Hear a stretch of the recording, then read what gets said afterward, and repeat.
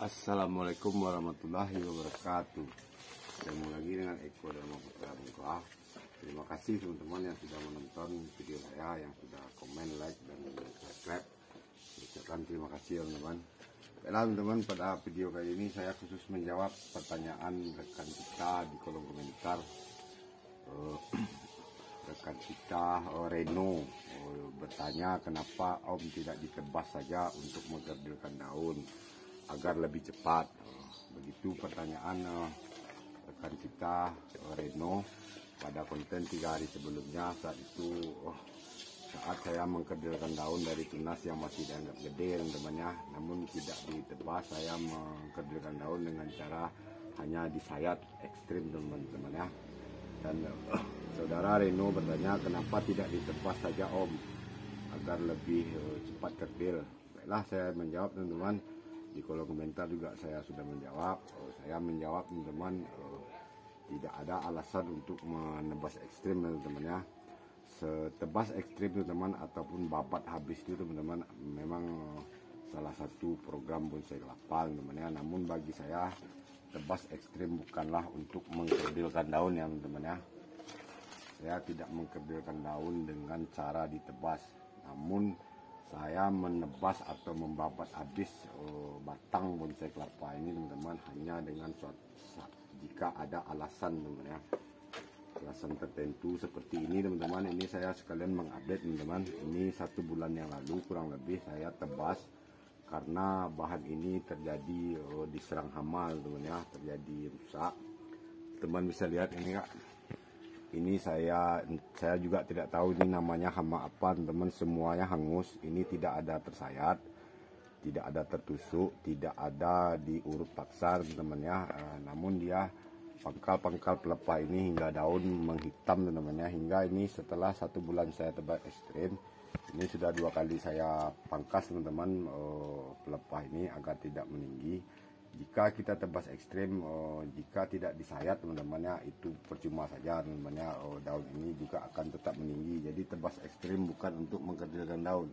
Tebas ekstrim itu hanya untuk mengulang dari nol kembali program daun kita teman-teman ya, bukan untuk mengkerdilkan daun.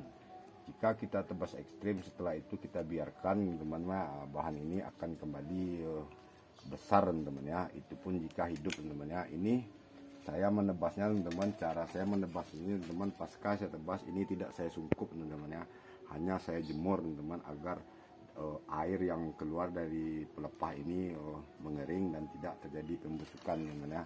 Oke teman-teman, ini sepertinya tidak ada yang perlu kita rawat. Ini hanya akan saya biarkan karena ini beberapa hari yang lalu juga sudah saya sayat teman-teman, dan ini sepertinya masalah belum hilang teman-teman ya. Hitamnya masih ada, hangusnya masih ada teman-teman. Teman-teman bisa lihat sendiri ini teman-teman pada daun yang baru. Ini pun masih hangus teman-teman ya. Saya juga tidak tahu ini hama apa yang menyerang, namun di pangkal ini alhamdulillah sudah mulus teman-teman.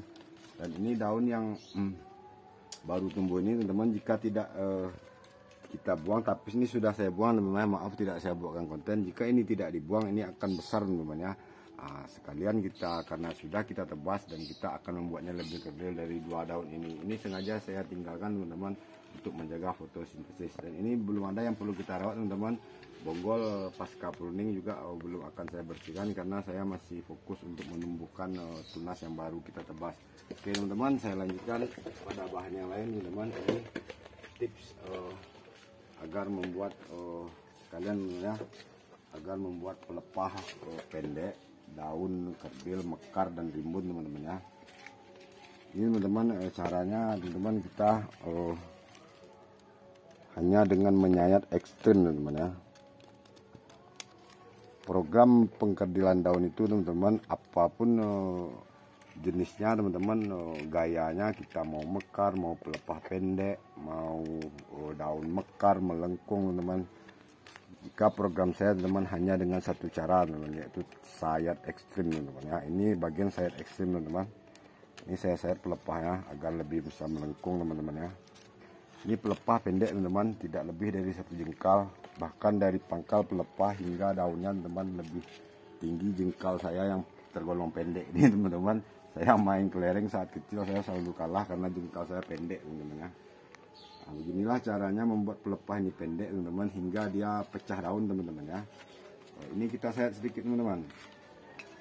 Ada beberapa bahan saya yang sudah pecah daun, mekar, kerdil dan pendek teman-teman ya. Itu semuanya hanya dengan cara sayat ekstrim teman-teman ya.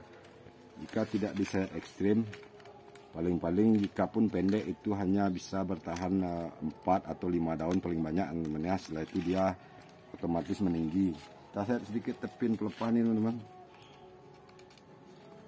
Memang jika kita sayat ekstrim ini teman, jika terjadi kecelakaan dia akan cacat, menghitam ataupun sisa goresan teman-teman ya. Kalau saya paling sering terjadi ini tertusuk teman-teman ya, tertusuk oleh mata pisau yang kecil ini.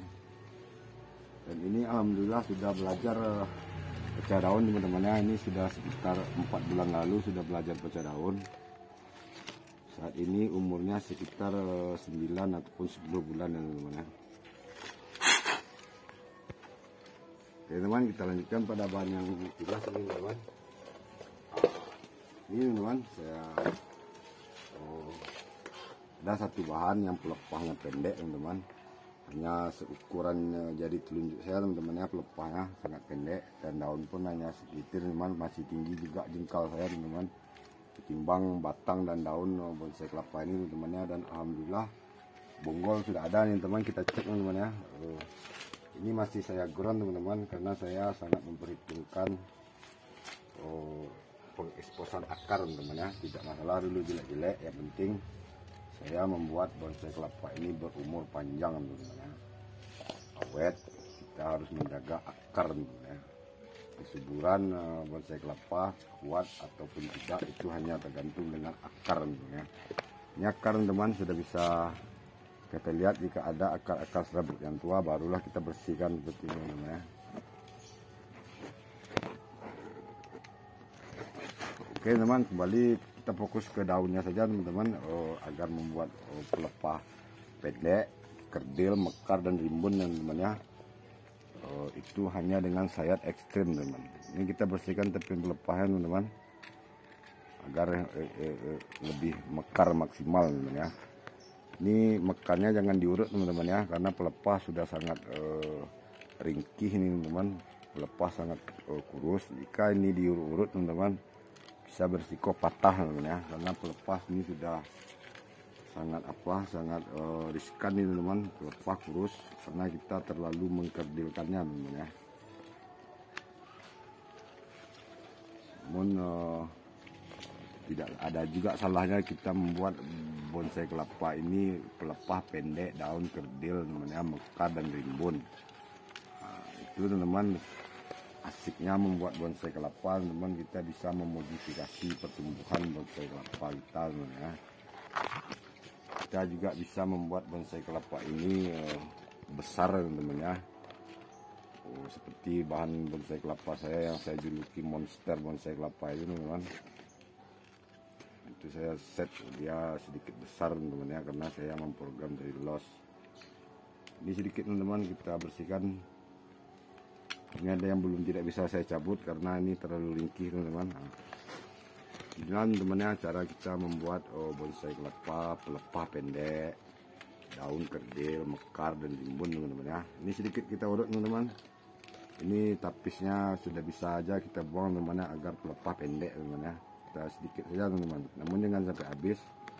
Jika terlalu habis pelepah tidak akan sama lagi panjang pendeknya teman-teman ya.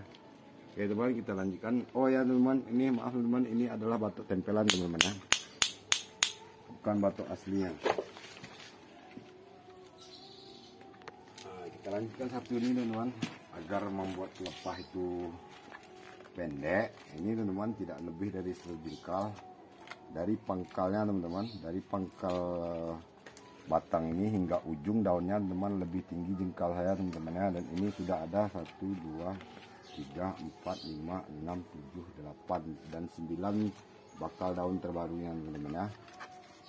Ini sedikit kita set teman-teman. Nah, ini pelepah yang ini teman belum mekar, kita kurangi lagi tepian pelepahnya teman agar dia lebih bisa mekar. Namun hati-hati teman-teman, ini dengan menusuk pelepah yang baru di dalam ini teman-teman ya.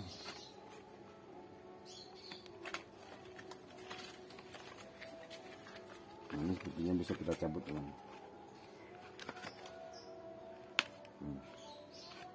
Sisi sebelahnya lagi teman-teman, ini kita sayat lagi sisi sebelahnya agar lebih mekar teman-teman ya. Dan kita perhitungkan tapis termudahnya teman-teman agar pelepah ini tetap pendek dan rimbun teman-teman ya. Nah, ini kita belum bisa kita habiskan tapi belum bisa kita buang tapis saat ini teman-teman, karena calon tunas terbaru ini teman-teman belum sama tinggi dengan lengkungan daun yang tuanya teman-teman ya. Jika ini kita buang sekarang teman-teman, ini akan terlalu kerdil daripada yang sekarang teman-teman ya. Namun jika teman-teman ingin lebih kerdil daripada ini saat ini bisa kita buang. Namun saya saat ini hanya saya urut-urut teman-teman agar pelepah ini lebih bisa mekar cepat teman-teman ya. Oke teman-teman, segitu dulu jawaban untuk rekan kita Reno tentang sayat ekstrim teman-teman ya. Dan terima kasih atas pertanyaannya. Sampai bertemu lagi pada konten selanjutnya, dan jangan lupa like, comment, dan subscribe. Assalamualaikum warahmatullahi wabarakatuh.